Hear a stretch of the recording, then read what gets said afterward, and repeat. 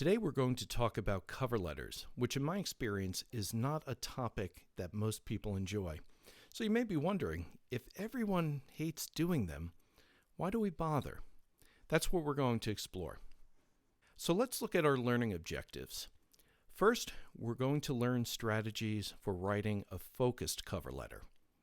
Second, we're going to learn how to look at a job or internship posting and try and determine the key skills that they're seeking in a candidate.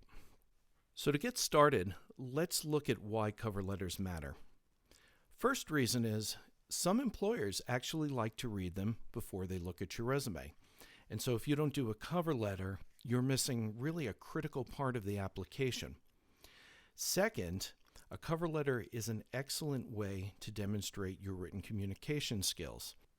Now, if you just thought, I don't think my written communication skills are that good, what you want to do, and this is in all cases, have someone else look at it, someone who maybe excels in that area. We also have resources on campus, such as Career Services or the Writing Center that can help you. And the third reason, and I think this is a really critical one, your cover letter is your opportunity to showcase your experiences and show how the things you've done that are on your resume connect to the things they need, which are the things they've outlined in their position description. So think of your cover letter as a bridge, and what that bridge is connecting are the skills on your resume to the skills in their position. And if you can match those well, they're going to see how your experience is relevant to their opportunity. So, quick overview of cover letters. First thing that's critically important is to talk about things they care about. So you want to tie your skills to the skills they seek. If they're asking for communication skills and you're talking about analytical skills, that's going to be a mismatch, right? We want to hone in on what do they care about. Typically, in terms of length, we're looking at one page, and a 4-paragraph model generally works pretty well, and we'll break that down in a moment. It's really important to note that while they take time to write, one size does not fit all. If you write a cover letter that you give to everybody, it's the same cover letter, it's going to come across that way. And to your reader, there are clues. So if your language is really generic, let's say, I'm excited about this opportunity at your organization, that tells me you may not know what my organization is, that you haven't researched it, and that likely every other application that you sent got this same letter. Finally, it's recommended to submit a cover letter even if they didn't specifically say it in the position description. Chances are they're looking for it, and if you do, again, it gives you that opportunity to really connect the experiences from your resume to the experiences, or the skills rather, that they care about. So going down the cover letter, the basic structure is this. At the top, addresses, dates, and greetings. So that would be your address, their address, the date, a greeting. Next, an introductory paragraph, followed by 2 skills-related paragraphs, and finally, a closing paragraph. Let's talk a little bit about the greeting.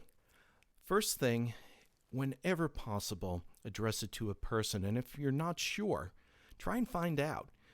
Now, if they told you not to call them, honor that. But if they didn't say that, it's okay to email them or call them and say, I'm applying for X opportunity, and I wondered if you could tell me to whom I should address my cover letter. Now, why that matters is it shows you did a little bit of extra work to find that out, and it communicates that you may be a little more invested in the opportunity. Make sure that you honor pronouns. People's identities matter. Now, if someone doesn't identify their gender as binary, then you may want to use something like MX period, which is gender neutral. Typically, when we're greeting someone, we don't use their first name in the greeting. It's just going to be Dear Dr., in this case, Dr. Collado. To whom it may concern doesn't build connection and isn't personal. So again, do the work and try and find out who you should address it to. Now, if you can't find out, there are a couple of things you can do. You could write Dear Hiring Manager, Dear Search Committee. You could do a little bit of research into the organization and try and find out who the head of human resources is. All of those things show a little more effort and sort of recognition that there's a person on the other end of that letter. And finally, because it is a business communication, for style points, follow their name with a colon. So let's talk for a moment now about your introductory paragraph. There are a couple of key things you're trying to do in this paragraph. The first, introduce yourself. Now that doesn't mean you have to say, "Hi, my name is," but tell them where you're studying, what academic year you're in, what you're studying. Tell them what you're applying to. Sometimes they have multiple postings, and if you don't tell them, it can be difficult for them to figure it out sometimes.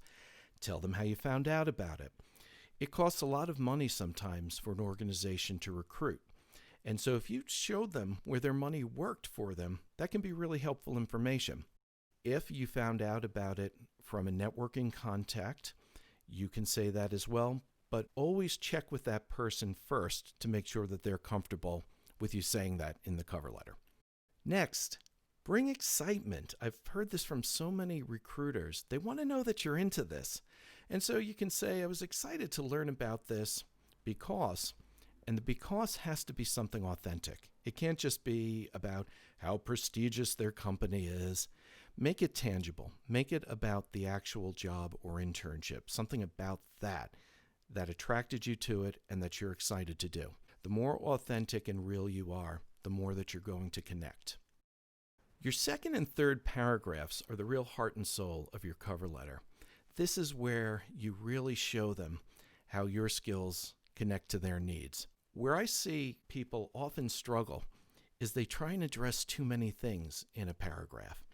And to the reader, that becomes very disjointed. So if in one sentence you mention something, let's say about your communication skills, and in the very next sentence you say something about your analytical skills, and the sentence after that, something about your research skills, there isn't enough for your reader to latch on to and understand the depth and the breadth of your skills. So a good strategy is to read their position description and ask yourself, what's one key skill I think they need in a candidate? And you take the paragraph and you make that paragraph about that one skill.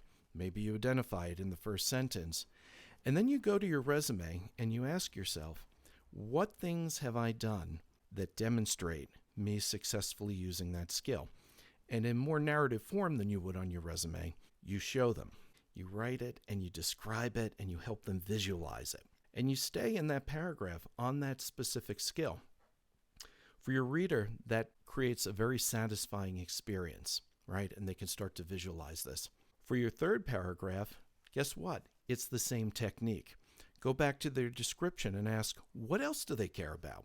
Identify it, find stories and examples from your resume that demonstrate it, and tell those stories. Now, the really good news here is you could look at that description and identify two skills you think they care about. I could identify two skills and they might be different.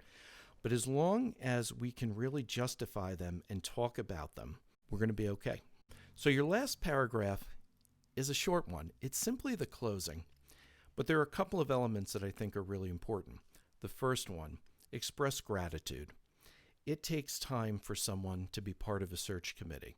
For some people, it's their job. They're in the field of human resources. But for many people, they are doing it as sort of an extra thing in addition to their regular job. Maybe they're the manager of a department and they have to look at candidates of who they want to bring onto a team. Let them know that it mattered. Second, start your cover letter with energy, end your cover letter with energy. We sometimes call this a statement of enthusiasm. Reiterate that you're excited about this opportunity. And finally, ask them for the interview, right? It could be as simple as this. Thank you for taking the time to review my qualifications for whatever position. I'm excited about this opportunity and would appreciate the chance to interview with you. That's not too aggressive, but it is saying you're eager and hoping for a positive outcome. Your cover letter closes really simply. Sincerely, your name. Now, back in the day when cover letters were frequently printed, what you would often see is that there'd be a little bit of space between sincerely and your name, and that's where you'd write your signature. So again, for style points, you could write your signature on a piece of paper, scan it into a graphical image file, and paste it in. Again, that's not going to determine whether you get the interview, but it builds a case. And that's one way to show that little extra bit of care. As I mentioned before, we really don't want to reuse cover letters and just change the company name, right? If your letter's generic and it feels like it went to everybody, they can tell. They really can. Having said that, you may be applying to positions that are similar. And so it's okay to use some elements again, but the thing you want to do is make sure that whatever you've written is authentic to the opportunity to which you're applying. So when you think you're done, try this. Read their description carefully, read your cover letter carefully, and ask, does this letter speak to their opportunity? If you come up with yes, great. If you come up with no, obviously rewrite it, or if you're kind of not sure, maybe walk away from it for a little bit and come back. But if you're still not sure, you may have a little more work to do. Again, get other opinions. Talk to Career Services. We can help you there. Maybe a friend or a faculty member might be willing to help. But get those outside set of eyes, and that will help you a lot. If you need additional help, here's how you can get it. Career Services is open Monday through Friday, 8:30 a.m. to 5 p.m. We do have drop-in hours available as well. Those can be found on our website, which is careerservices.ithaca.edu. I hope that this has clarified cover letters for you and hopefully made them a little less scary. If you need help, please let us know. Thanks.